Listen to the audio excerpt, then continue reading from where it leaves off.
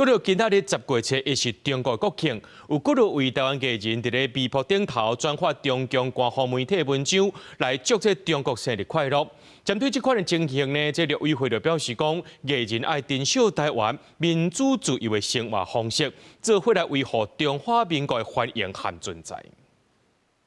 伫网络发表祝贺中共建政76周年，希望山河锦绣、国泰民安的文字，也转发中共官方媒体祝贺影音。这批艺人陈志平大文章，正做10月7日头一篇出现的台湾艺人祝贺文。除此以外，包含吴孔林、易令正、吴奇隆这侪位艺人，也陆续转发中共官方媒体祝贺大文，引发注意。艺人嘛，他是靠舞台在吃饭。他有他的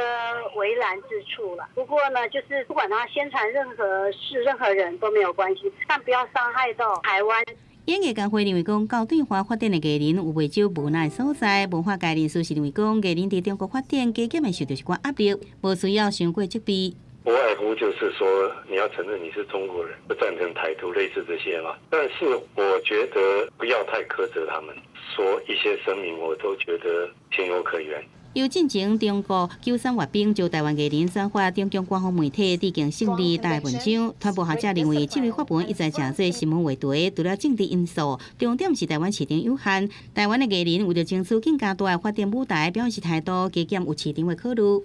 不光是主流的艺人，像一些独立乐团啊，几乎没有人不带大陆去找一些巡回演出的机会。政治的一个话语就是要抗中，但是你自己并没有很好的发展的一些市场条件。对此，陆委会讲会继续关注这大出文章是毋是牵涉爱华台湾、消灭中华民国主权，也有宣扬武力对台才进行，也搁再提醒艺人珍惜台湾，得来真无简单的民主自由的生活方式，共同维护中华民国欢迎甲存在。记者宋华报道。